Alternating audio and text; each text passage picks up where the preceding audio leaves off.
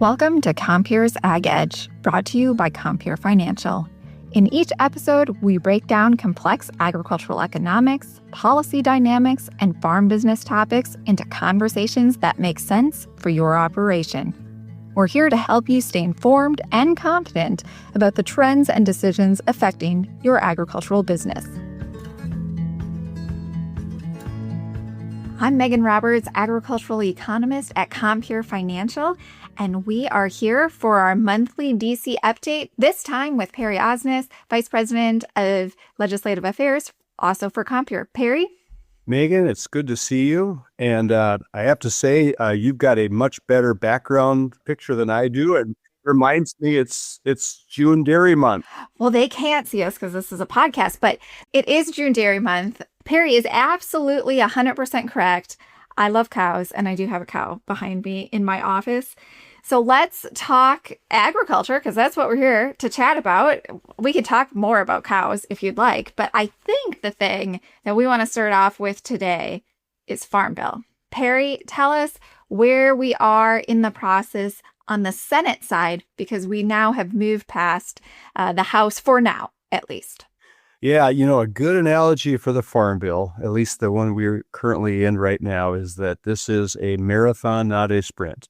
We had a significant milestone that occurred in the House a few weeks ago in the fact that they actually got a Farm Bill passed off the House floor, which they were unable to do 2 years ago. And so that shifts the focus now to the Senate. And, there's a lot of things that we can talk about in terms of what are in the way in terms of just from a timing standpoint. But Senator Bozeman, who is the chair of the Senate Ag Committee, 2 weeks ago had a meeting with other members of the Ag Committee, a closed-door meeting, to talk about his desire to move forward with introducing and hopefully marking up a Farm Bill perhaps this month, that being June.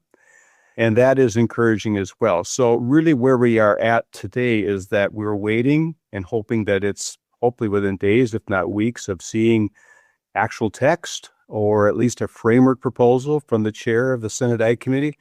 And then from there, we hope we can get to the point where there can actually be a bill markup. He has indicated that I think there'll be a lot of things that likely will be the same in the House, but he has also stated publicly he doesn't want a lot of controversial sort of issues included in his text. He understands that on the Senate side, it works a little different than the House. He needs to find at least 60 votes to get a bill passed off the Senate floor and out of committee. And so how that all works, how that is negotiated with the ranking member, Amy Klobuchar, and her colleagues is yet to be determined. But again, the encouraging thing is with the House moving a bill off the floor, that is, I think, getting the Senate ready to introduce their version as well. And with everything else going on in Washington, D.C., this is one of many things, but it's encouraging that they seem to be making some progress. So Perry, as we're moving through the Farm Bill and everything else that needs to get done this summer, I think it might be a little bit helpful to just talk about, we're in June, we have a session right now, there's a gap, and then we have August. So there isn't actually a lot of dates this summer to get everything done. And that's typical every summer in DC. But can you speak a little bit to just how compressed the timeline is? Yeah, it can be frustrating at times when you think we're in June. Well, there's certainly plenty of time to get a Farm Bill and a lot of other issues passed here this year. But yeah, there are a lot of potential hurdles in the way, let's say it like that. First being that if you look at on the Senate side, which we're focused again on right now with the Farm Bill, they've got about 6 weeks where they'll actually be in session between now and the August recess. And again, the way Congress works, traditionally they take most of August off as recess. And then this being a midterm election year, they'll come back in September. Likely have to get some sort of a continuing resolution to fund the federal government past October 1st, and then they'll be off all of October for the election. And so you start looking at days, that window, if you will, is closing, but roughly about 6 weeks the Senate has. But to your point, Megan, yeah, they've got a number of things that they've got to deal with right now. First and foremost is what is being called Reconciliation 2.0. Of course, a year ago, we were talking about reconciliation, the One Big Beautiful Bill Act, but Congress still needs to fund border security and ICE, Homeland Security activities. So there's a reconciliation package that both the House and Senate will be considering and trying to get done over the next couple of weeks. But that isn't without some hurdles. And so that's first and foremost. There's things such as the Foreign Intelligence Surveillance Act, or FISA, that expires June 12th. That's been extended once before by Congress. Recently, they've got to deal with that. There's the issue of, will there need to be a supplemental bill for funding for the Iran conflict? There's the appropriation bills that are being worked on right now in both the House and the Senate. And so time actually is one of the biggest hurdles to actually getting this farm bill going. And so, as mentioned a moment ago, assuming that Senator Bozeman releases his text, there's a lot of hope that there's some fairly quick markup on this, but recognizing that to get floor action, it'll be in the mix with a lot of other issues that will likely have to be dealt with first by the Senate. And one of those issues is E-15. I believe the last time that I was chatting with Ben Duncanson on this podcast, we were talking E-15 in the context of would it or wouldn't it happen. Most of our listeners probably have heard that that did pass out of the House, but now we're on the Senate side. Perry, can you give some perspective on what that process is going to look like on the Senate side for E-15? Yeah, so just to, again, just take a step back on the House side, that was originally going to be packaged together with the House passed Farm Bill and sent over to the Senate all in one sort of package, if you will. They ended up splitting that up. And so some of the same challenges that led to a little bit of a delay in getting year-round E-15 passed in the House are manifesting themselves again now in the Senate. That being from a agriculture state, Midwest state standpoint, strong support for year-round E-15 and the Senate, and particularly on the Agriculture Committee. But there are senators from some states that have a fairly strong presence of small oil refiners, things like that, that have raised objections to the year-round E-15 legislation. And so, again, this is one of those issues, kind of like a farm bill, in that there's some hurdles in the way. There's some challenges, if you will. I think the good thing, again, similar to the farm bill, the House passed year-round E-15. I think that puts pressure on the Senate. We all know what gasoline prices are right now, and anything that could be done to diversify our energy sources would be good. So that's a positive, I think, would help in the Senate. But they're going to have their own sort of process, probably separately from the Farm Bill, and some of their own hurdles. But I do think that there's good support in the Senate, but they just got to figure out a way, again, to get that 60 votes at least to get something across the finish line. Something that was a little bit interesting, at least from my perspective, on E-15 when it did leave the House was how bipartisan it was. And we talked about the Farm Bill passing the House in a bipartisan way because there was a little bit of party split, but E-15 was 218 yeah to 203 nay, and it was really all over the place in terms of party lines. Would you agree with that assessment, Perry? Yeah, absolutely. And I credit the ethanol sector, the corn growers, and others are really pushing this. And so it was encouraging to see, just like the Farm Bill, encouraging to see some bipartisan support. That is it's hard to get in the political climate we are today. And so that was encouraging as well. And so I think even when you look on the Senate side, this is not a partisan issue. Again, I think it's more of a regional issue. Midwest states, by and large, those senators are very supportive. The challenge will be in some of those coast states, states that have a pretty strong presence of small and medium oil refiners. But again, given where we're at with energy costs, energy availability, this seems to be the time to get this done. And hopefully the Senate will be able to get that done. And even if it's different than the House, figure out a way to remedy the differences and get that passed. So moving out of Congress, but staying in D.C. with a really big agricultural related policy, tariffs and USMCA, the United States-Mexico-Canada agreement, are still a hot topic this summer in 2026. USMCA is up for review. Perry, what are you hearing from DC on USMCA and maybe a little bit more of that conversation on the bipartisan support from an ag side? Yeah. So right now, as you mentioned, as part of the USMCA agreement, all three parties to the agreement, all three countries, in other words, U.S., Canada, and Mexico, are going through consultation talks, discussions, things like that. I think last week, U.S. and Mexico representatives met. This week, I believe U.S. and Canada representatives met. The good thing from an agriculture standpoint, this has really been a overall great deal for U.S. agriculture. Mexico and Canada are the two top markets, notwithstanding some challenges with the agreement. And I might say some of the specialty crop issues, some of the dairy issues with Canada. There's no question this has been a good agreement for U.S. agriculture.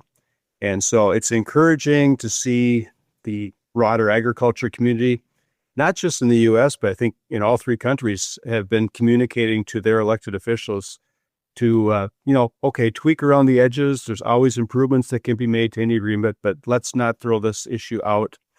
And certainly from a U.S. agriculture standpoint, knowing that farmers are facing tariffs and, on and off again, purchase agreements with China, for example, and things like that. Some certainty in our trade policy is really important right now. And so finding some way to review USMCA without throwing it out or starting over would be really, really important right now.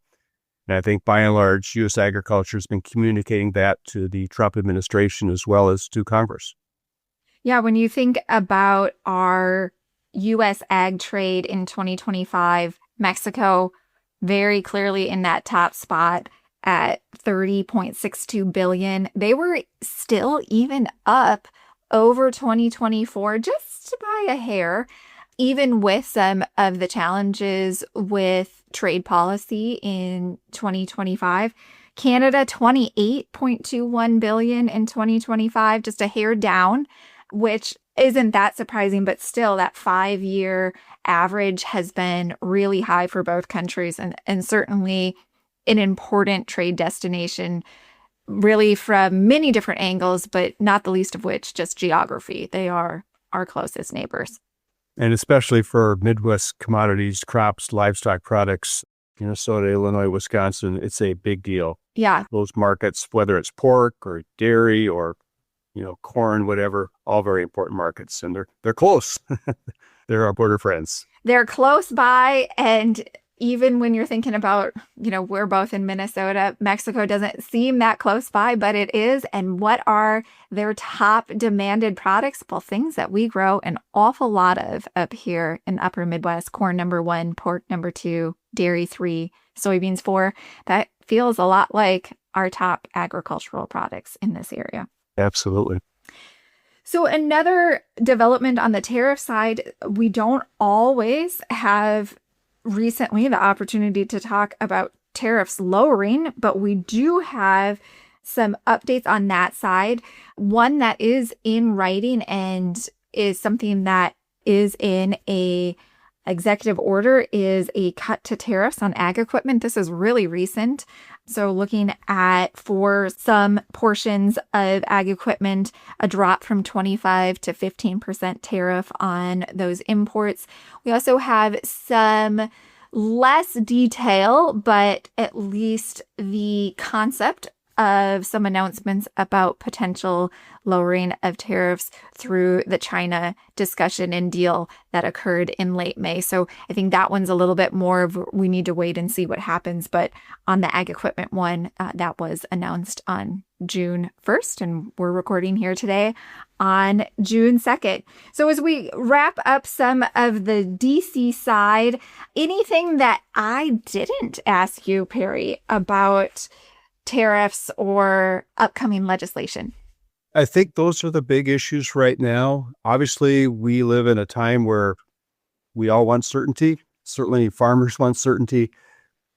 Getting some of these tariffs reduced, removed, getting these trade agreements reinforced, getting a farm bill passed that would, I think, modernize federal farm policy would all be good things. And so as much as we want to get them done tomorrow, it seems to take longer than we'd like, but hopefully this is all progressing in the right direction and can be supportive for agriculture here as we go forward the rest of the year.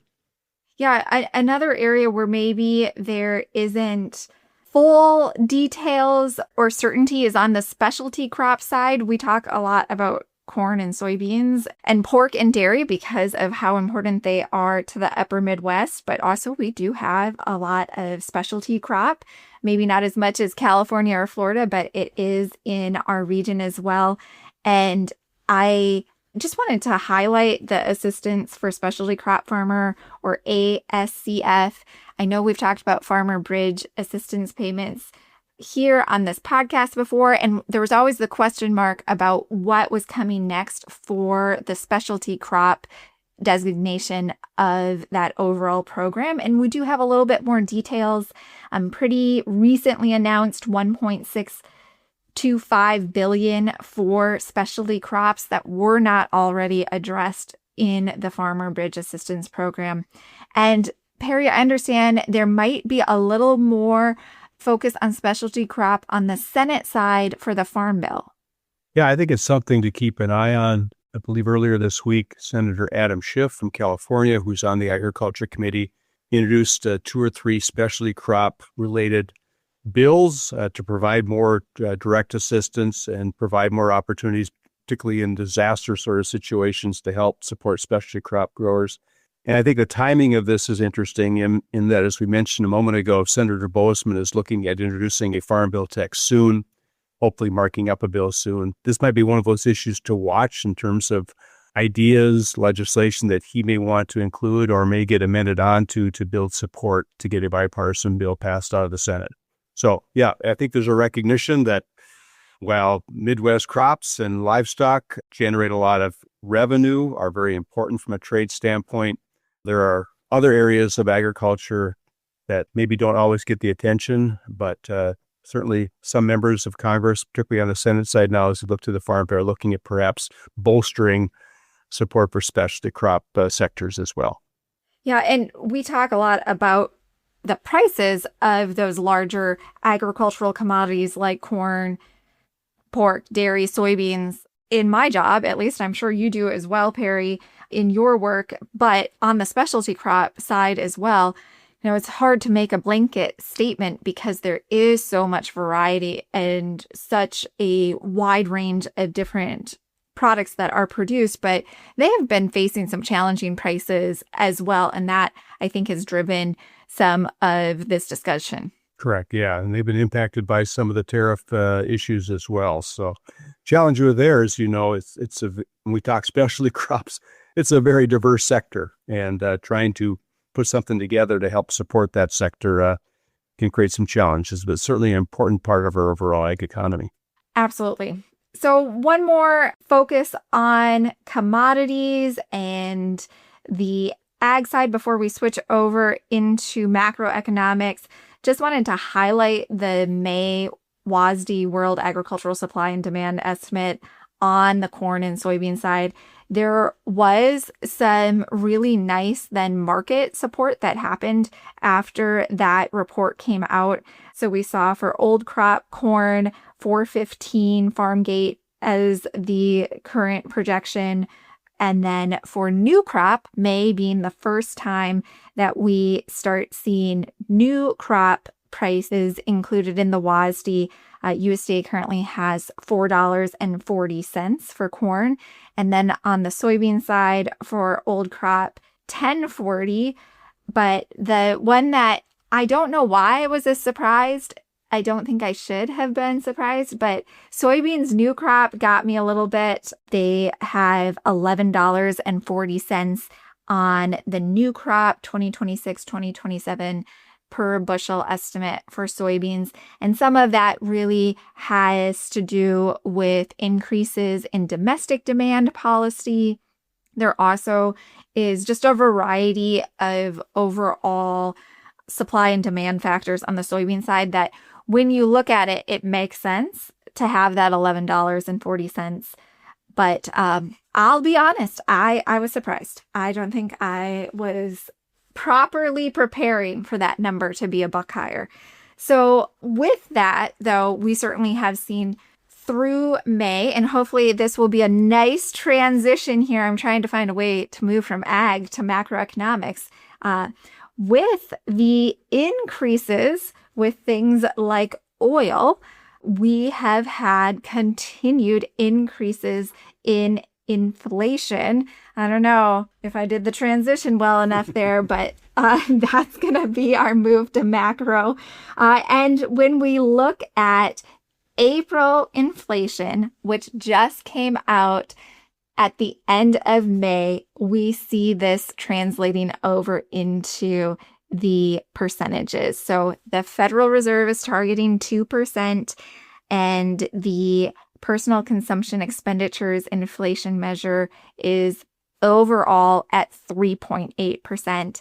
That is pretty high, even when we strip out things like energy and food, which are things that are volatile. We know that in agriculture, those prices can go up and down.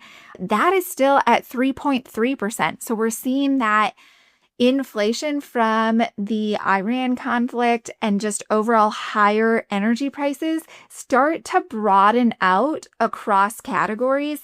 And that is going to make it really challenging for there to be a cut in Fed funds rates.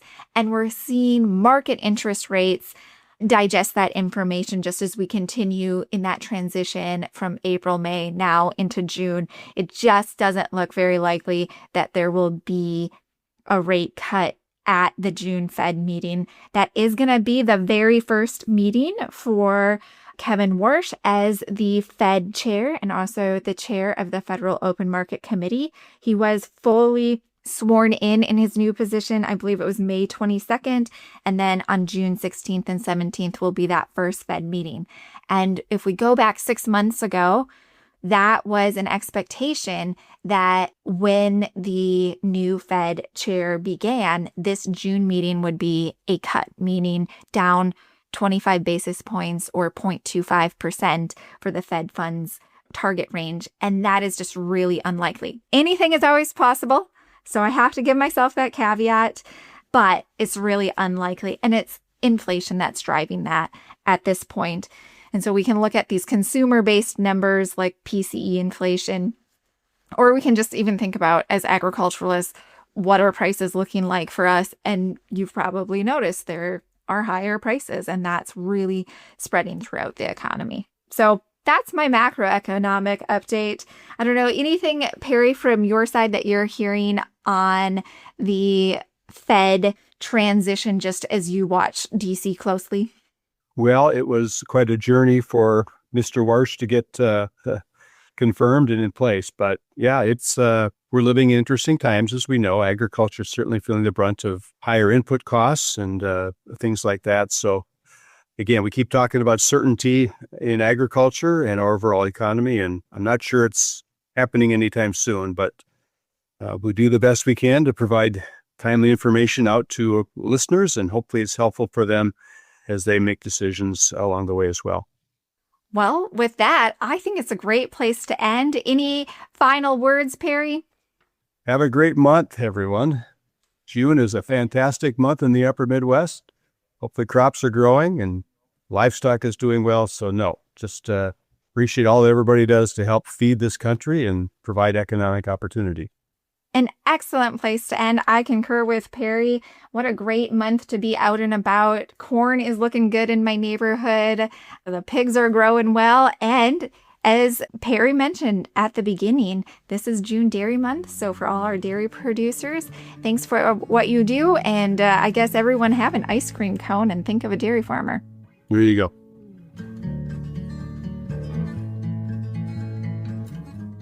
Thank you for listening to Compier's Ag Edge. You can follow us on Apple Podcasts, Spotify, or your favorite podcast app. For more agricultural finance insights and resources, visit compeer.com. That's COMPEER.com. Until next time.